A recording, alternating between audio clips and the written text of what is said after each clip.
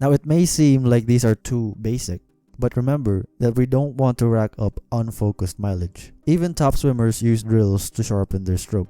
So instead of jumping straight into the full stroke, we ease into it with carefully selected drills. So what are we priming for exactly? The fly kick on the back, for example, primes the core to stretch into specific pelvic positions. Repeatedly stretching into an arc is only heavily used in swimming.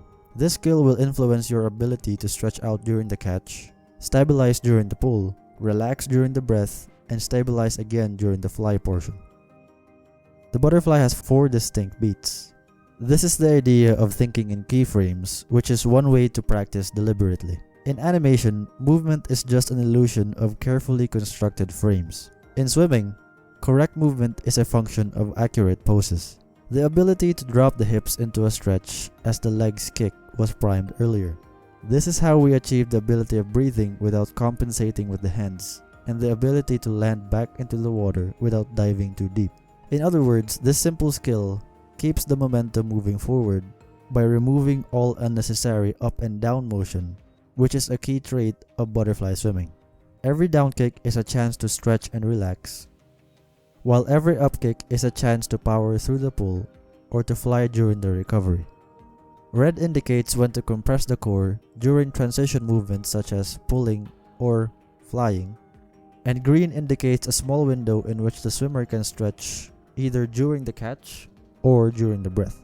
The one-arm fly highlights the need to stretch before the pull and the need to relax on the breath before performing a quick recovery. Adjustments to technique are encouraged in this drill since the energy demand is lower compared to the full stroke.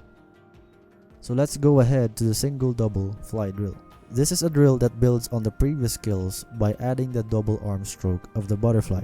This drill is a chance to incorporate the overhead portion of the butterfly. The recovery portion of the fly has to be treated as an active portion of the stroke because of a higher need to resist the downward pull of gravity.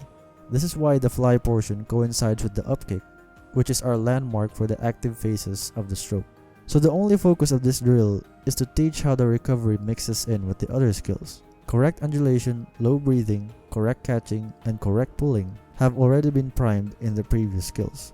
These skills don't improve overnight, so the aim of every session is to be incrementally better at all of these skills, so that the cumulative effect of each improvement can manifest in the full stroke.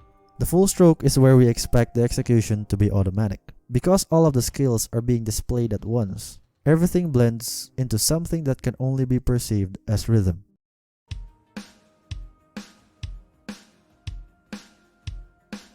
This is why a large portion of training is dedicated to isolating the fundamentals, because the full stroke is naturally prone to breakdown due to many moving parts.